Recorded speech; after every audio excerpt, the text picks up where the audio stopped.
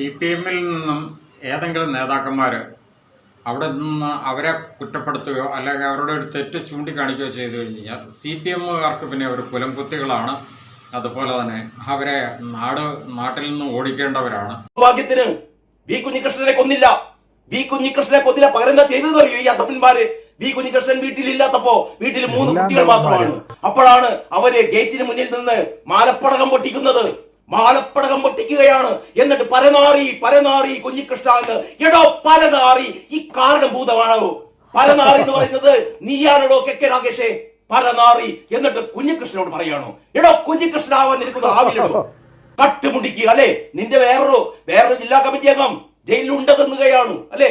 ജയിലിൽ ഉണ്ടെന്നു പത്മകുമാർ, ഭഗവാന്റെ സ്വത്ത് കട്ടെടുത്തവൻ, ഭഗവാന്റെ സ്വർണം കൊള്ളയടിച്ചവൻ, അവനെ നിങ്ങൾ പുറത്താക്കിയിട്ടില്ല. അപ്പോൾ ഭഗവാന്റെ അയ്യപ്പന്റെ സ്വർണം കട്ടെടുത്തവനെ ഞങ്ങൾ പുറത്താക്കില്ല. ഞങ്ങളുടെ രക്തസാക്ഷികളുടെ ഫണ്ട് കട്ടെടുത്തവനെ ഞങ്ങൾ പുറത്താക്കില്ല. പകരം ചോദ്യം ചോദിച്ചവനെ, ഇത് ശരിയാണോ എന്ന് ചോദിച്ചവനെ ഞങ്ങൾ പുറത്താക്കും. അവൻ ഒറ്റുകാരനാണ്. ഇതാണ് കമ്മ്യൂണിസ്റ്റ് പാർട്ടി. നമുക്കറിയാം, കഴിഞ്ഞ ദിവസം കണ്ണൂരിലെ ഒരു പഴയ ഒരു CPM നേതാവ് കുഞ്ഞികൃഷ്ണൻ, അദ്ദേഹം അവിടുത്തെ ഒരു രക്തസാക്ഷിയുടെ പേരിൽ ഫണ്ട് പിരിവ് ഏകദേശം 1 കോടി പരം രൂപ പിരിച്ചു എന്ന് അദ്ദേഹം അവിടുത്തെ സീനിയർ ആയിട്ടുള്ള ഒരു നേതാവാണ്. അതൊന്ന് വെളിപ്പെടുത്തിയതിൻ്റെ പേരിൽ അദ്ദേഹത്തെ കുലംകുത്തിയാക്കി നാട് കടത്തപ്പെട്ടവനാക്കുന്നു. അതുപോലെ തന്നെ അദ്ദേഹത്തിൻ്റെ വീട്ടിൽ പോയി പടക്കം പൊട്ടിക്കുന്നു. എന്തെല്ലാം ആഭാസങ്ങളാണ്! കൈകാല് വെട്ടുന്നു എന്നൊക്കെ ആക്രോശിക്കുന്നു. എന്താ പറയുക, പൊന്നരിവാള് തേച്ചുമിനിക്ക് വെച്ചിട്ടുണ്ടെന്നുള്ള മുദ്രാവാക്യങ്ങൾ വിളിക്കുന്നു. ഇതേ രീതിയിലാണ് CPM-ൽ നിന്ന് ഇപ്പോൾ എത്രയോ നേതാക്കന്മാർ പോയിക്കൊണ്ടിരിക്കുന്നു. കഴിഞ്ഞ ദിവസം നമ്മൾ പറഞ്ഞിരുന്ന S. രാജേന്ദ്രൻ, ഇടുക്കിയിലെ പ്രമുഖനായൊരു നേതാവ്, അയാൾക്കെതിരെയും ഇതേ ആക്രോശങ്ങളാണ്. എന്നാൽ കോൺഗ്രസിൽ നിന്നൊക്കെ എത്ര പേര് BJP-യിലേക്ക് പോകുന്നു? അതിനെപ്പറ്റിയൊന്നും ആർക്കും ഒരു ആക്ഷേപമില്ല. കോൺഗ്രസ്സുകാർ ആരുടെയും കയ്യും കാലും വെട്ടാനായിട്ട് പോകുന്നുമില്ല. ഇതാണ് CPM-ൻ്റെ ഒരു അവസ്ഥ. CPM-ൽ നിന്നും ആരെങ്കിലും ഏതെങ്കിലും നേതാക്കന്മാർ മറ്റു പാർട്ടികളിലേക്ക് പോകുകയോ അല്ലെങ്കിൽ CPM-നെ വിമർശിക്കുകയോ ചെയ്തു കഴിഞ്ഞാൽ, അവരുടെ തെറ്റ് ചൂണ്ടിക്കാണിക്കുകയോ ചെയ്തത് പ്രവർത്തനമാണെങ്കിൽ അവർ പിന്നെ കുലംകുത്തികളാണ്. ശരിക്കും പറഞ്ഞാൽ നാട്ടിൽ ജീവിക്കാൻ പോലും പറ്റാത്തവരാണ് എന്നുള്ള അവസ്ഥയിലേക്ക് ഇപ്പോൾ കാര്യങ്ങൾ നീങ്ങിക്കൊണ്ടിരിക്കുന്നു.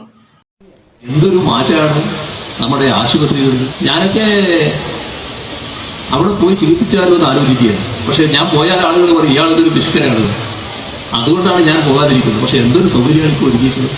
അപ്പൊ അങ്ങനെയുള്ള ആളുകളടക്കം കൊതിച്ചു പോവുകയാണ് അവിടെ പോകാൻ.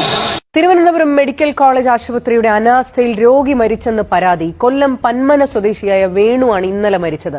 ആൻജിയോഗ്രാമിന് ആശുപത്രിയിൽ എത്തിച്ച വേണുവിന് 6 ദിവസമായിട്ടും ചികിത്സ ലഭിച്ചില്ലെന്നാണ് പരാതി. ഈ കണ്ണൂരിലെ ഈ ഒരു സംഭവത്തിനകത്ത് നമുക്കറിയാം, അവിടുത്തെ പയ്യന്നൂരിൽ നിന്നും, അതായത് പോലീസിനെ ബോംബെറിഞ്ഞ കേസിൽ ശിക്ഷിക്കപ്പെട്ട 20 വർഷത്തേക്ക് ശിക്ഷിക്കപ്പെട്ട പ്രതി 1 മാസത്തെ പരോളിന് ഇറങ്ങിയിട്ട് ആ വ്യക്തി പോലും ഈ കുഞ്ഞികൃഷ്ണൻ എന്ന ഈ നേതാവിനെതിരെ ആക്രോശിച്ചുകൊണ്ട് മുദ്രാവാക്യം വിളിച്ച് രംഗത്ത് വരാനൊക്കെ ആയിട്ട് മുൻപിൽ തന്നെ ഉണ്ടായിരുന്നു. ഈ രീതിയിലാണ് CPM അധപ്പതിച്ചുകൊണ്ടിരിക്കുന്നത്. ഇതാണ് ഇവിടുത്തെ ഒരു സാമൂഹ്യ വ്യവസ്ഥിതിയെ CPM കാണുന്നത്. CPM-ൻ്റെ ഭാഗത്തു നിന്നും ആരെ എത്ര വൃത്തികേട് കാണിച്ചു കഴിഞ്ഞാലും ന്യായീകരിക്കാനും അത് അവർക്കതൊരു പ്രശ്നമേ അല്ല. എന്നാൽ മറ്റ് പാർട്ടികളിൽ അല്ലെങ്കിൽ CPM-ന് എതിരായിട്ട് നിൽക്കുന്നവരാണെങ്കിൽ കൃത്യമായിട്ടും അവരെ എല്ലാ വിധത്തിലും ഇല്ലായ്മ ചെയ്യാനായിട്ട് മുൻപന്തിയിൽ നിൽക്കുകയും ചെയ്യും.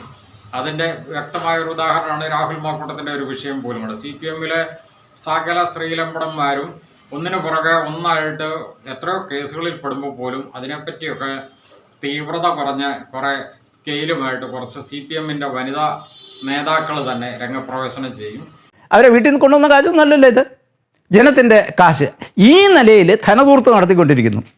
നമ്മുടെ പിന്നീട് മന്ത്രിമാരുടെ പേഴ്സണൽ സ്റ്റാഫ് നോക്കൂ. ഇവിടെ IAS ഉദ്യോഗസ്ഥന്മാർക്ക് പോലും പെൻഷൻ ഇപ്പോഴത്തെ പുതിയ ഇതനുസരിച്ച് കോൺട്രിബ്യൂട്ടർ പെൻഷനേ ഉള്ളൂ. ഇവർക്കാണെങ്കിൽ അവരുടെ മന്ത്രിമാരുടെ പേഴ്സണൽ സ്റ്റാഫ് 10-30 പേരെയൊക്കെ അവരിപ്പോൾ 25-30 പേരെ നിയമിക്കുന്നു. 2 വർഷം ജോലി ചെയ്താൽ ലൈഫ് ലോങ് അവർക്കൊരു മിനിമം പെൻഷൻ കൊടുക്കുകയാണ്. നമ്മുടെ ഗവർണർ അതിനെപ്പറ്റി വലിയൊരു കംപ്ലയിൻറ്റ് പറഞ്ഞു. ലോകത്തെവിടെ നടക്കുന്ന കാര്യം ഇന്ത്യയിൽ എവിടെയെങ്കിലും ഉണ്ടോ? ഇതൊരു ധനധൂർത്തല്ലേ? ഇതുപോലുള്ള എത്ര ധൂർത്തുവാണെങ്കിലും എനിക്ക് പറയാൻ കഴിയും. അതായത് ഇപ്പോൾ ഈ നമ്മളിവിടെ ഇപ്പോൾ 20-22 പിന്നീട് PSC അംഗങ്ങളുണ്ട്. കേന്ദ്രത്തിലെ UPSCക്ക് അവിടെ 10 വരെ ഉള്ളൂ. അല്ലെങ്കിൽ പല സംസ്ഥാനങ്ങളും 3 മുതൽ 6 പേര് വരെ ഉള്ളൂ. 22 എണ്ണം ഉണ്ട്. 22 കാറ്, വീട്, ശമ്പളം, റിട്ടയർ ചെയ്ത് കഴിഞ്ഞ് കഴിഞ്ഞാൽ MLA-മാർക്കുള്ള മെഡിക്കൽ റീഇംബേഴ്സ്മെൻറ്റ്, ആനുകൂല്യങ്ങൾ, ഇതെല്ലാം നമ്മൾ. അപ്പോൾ ഇവരൊക്കെ ധരിച്ചു വെച്ചിരിക്കണമെന്ന് പറഞ്ഞു കഴിഞ്ഞാൽ ഞങ്ങളൊക്കെ ഇപ്പോൾ ഒരു പണ്ട് രാജാക്കന്മാർ ചിലവാക്കിയതുപോലെ ഞങ്ങളൊക്കെ ഇപ്പോൾ പുതിയ കൊച്ചു രാജാക്കന്മാരില്ലേ, കൊച്ചു രാജാക്കന്മാരില്ലേ, വലിയ അധികാര കേന്ദ്രങ്ങളില്ലേ, ഞങ്ങൾക്ക് സുഖമായിട്ട് ജീവിക്കണ്ടേ? അതാണിത്. ആരും ഇതൊന്നും ചോദിക്കുന്നില്ല. ഇതെല്ലാം ശരിയാണെന്നാണ് നമ്മുടെ മാധ്യമം പറഞ്ഞുകൊണ്ടിരിക്കുന്നത്.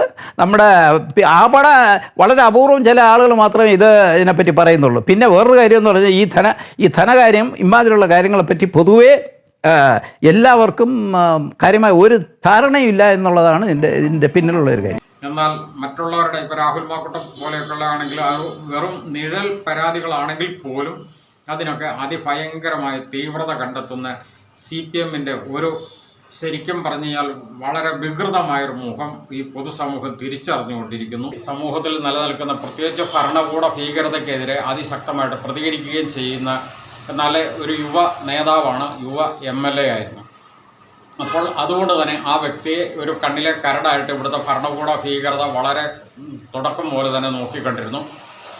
ഏത് വിധേനയും ആ വ്യക്തിയെ ഒതുക്കുക എന്നുള്ള ഒരു ഭരണകൂട വർഗത്തിൻ്റെ ഒരു വളരെ നികൃഷ്ടമായ ഒരു ചിന്താഗതിക്ക് സപ്പോർട്ട് ചെയ്തുകൊണ്ട് ആ വ്യക്തി പ്രതിനിധാനം ചെയ്യുന്ന കോൺഗ്രസ് പ്രസ്ഥാനത്തിലെ തന്നെ ചില ഉന്നതരായിട്ടുള്ള നേതൃത്വം കൂടി ആ ഭരണകൂട ഭീകരതയോട് ഒത്തുചേരുകയും അതിൻ്റെ ഫലമായിട്ട് നമ്മൾ കഴിഞ്ഞ ദിവസം പറഞ്ഞിരുന്നതുപോലെ തന്നെ SSP എന്ന് പറയുന്ന ഒരു 3 അംഗ സംഘടന അല്ലെങ്കിൽ 3 അംഗ മുന്നണി എന്ന് തന്നെ പറയാവുന്ന രീതിക്ക്, അതായത് സതീശനിസ്റ്റുകളും സംഘിസ്റ്റുകളും പിണറായിസ്റ്റുകളും ഈ 3 വിഭാഗവും കൂടി ചേർന്നുകൊണ്ട് ആ ഒരു വ്യക്തിയെ ടാർഗറ്റ് ചെയ്തുകൊണ്ട് ഇല്ലായ്മ ചെയ്യാൻ, ഒതുക്കി വളരെ ഇല്ലായ്മ ചെയ്യാനായിട്ട് തന്നെ ശ്രമിച്ചിരുന്നു എന്നുള്ളതിൻ്റെ വ്യക്തമായൊരു തെളിവ് കൂടിയാണ് ഇപ്പോൾ ഏറ്റവും അടുത്തിടെ നടന്നുകൊണ്ടിരിക്കുന്ന സംഭവവികാസങ്ങൾ പോലും.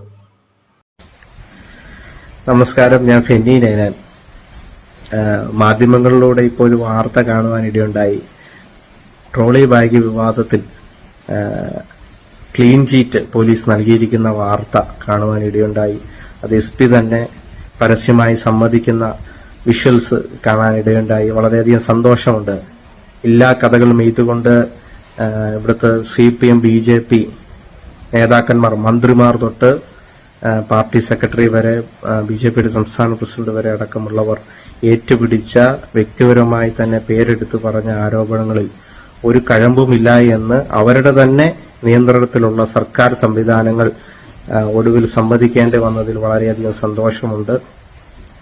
ഒരു തെരഞ്ഞെടുപ്പിനെ അട്ടിമറിക്കുവാൻ വേണ്ടി എന്തും വിളിച്ചു പറയാമെന്ന സ്ഥിതി കേരളത്തിൽ ഉടലെടുത്തതിൽ വളരെയധികം സങ്കടമുണ്ട്. സത്യത്തിൽ ഇത്തരക്കാർക്കെതിരെ ജനം കൃത്യമായ മറുപടി പാലക്കാട്ടെ ജനങ്ങൾ ബാലറ്റിലൂടെ നൽകി. തുടർന്ന് ഇതിനെതിരെയുള്ള നിയമ നടപടികളുമായിട്ട് ഞാനടക്കമുള്ളവർ മുന്നോട്ട് പോകും. CPM-ന്റെയും BJPയുടെയും നേതാക്കന്മാർ മാപ്പ് പറയണമെന്നാണ് ഈ അവസരത്തിൽ പറയാനുള്ളത്. ഒരു മാധ്യമ പ്രവർത്തകനും മന്ത്രി MP രാജേഷും മന്ത്രി MP രാജേഷിന്റെ അളിയൻ നിതിൻ കണിച്ചേരിയും തമ്മിൽ നടത്തിയ ഒരു ഗൂഢാലോചനയുടെ ഭാഗമാണ് ഈ വിവാദം. ഈ വിവാദം ഉണ്ടാക്കിയതും ഇത് അന്തരീക്ഷത്തിലേക്ക് കയറ്റിവിട്ടതും ഇവർ ഗൂഢാലോചന നടത്തിയതിന്റെ ഭാഗമായിട്ടാണ്. പക്ഷേ അതിന് വലിയ ആയുസ് ഉണ്ടായിട്ടില്ല. സത്യം എന്നാണെങ്കിലും പുറത്തു വരും എന്നുള്ള നിശ്ചയദാർഢ്യം അന്നു തൊട്ടുണ്ട്. അത് പുറത്തു വന്നതിൽ വളരെയധികം സന്തോഷമുണ്ട്. ഈ ഭരണകൂട ഭീകരതയുടെ ഒരു ഭാഗമായിട്ട് വളരെ അപൂർവമായിട്ടുള്ള ചില കോടതി നടപടികൾ പോലും അതിൻ്റെ ഭാഗമാകുന്നുണ്ടോ എന്ന് പൊതുസമൂഹം ഇപ്പോൾ ചിന്തിച്ചു തുടങ്ങിയിരിക്കുന്നു. ഇത് ഇവിടുത്തെ നീതിന്യായ വ്യവസ്ഥയോട് കാണിക്കുന്ന ഒരു വെല്ലുവിളിയായിട്ട് തന്നെ പൊതുസമൂഹം വിലയിരുത്തുന്നു. ഇത് ഒരു കാരണവശാലും ഒരു അശാസ്യമല്ല. കാരണം ഈ രീതിയിൽ മുന്നോട്ട് പോകരുത്. കാരണം ഇവിടുത്തെ നിയമ സംവിധാനം വളരെ ശക്തമായിട്ട് നിലനിൽക്കേണ്ടതുണ്ട്. പ്രത്യേകിച്ച് ഉന്നത നീതിപീഠങ്ങൾ ഉയർത്തിപ്പിടിക്കുന്ന ആ മൂല്യങ്ങൾ ഇവിടെ പൊതുസമൂഹം വളരെ ആകാംക്ഷയോടും വളരെ കാര്യപ്രാപ്തിയോടും കൂടി കാണുന്ന ഒരു കാര്യമാണ്. അതിനു വേണ്ടിയിട്ട് ഇവിടുത്തെ നീതിപീഠങ്ങൾ ശക്തമായി ഈ കാര്യത്തിനകത്ത് ഇടപെട്ട് പ്രവർത്തിക്കേണ്ടതുണ്ട്. ഇവിടെ നീതി നടപ്പാക്കണം. ഒരു പൗരൻ എന്നുള്ള ഒരു അവകാശം എല്ലാവർക്കും ഉള്ളതാണ്.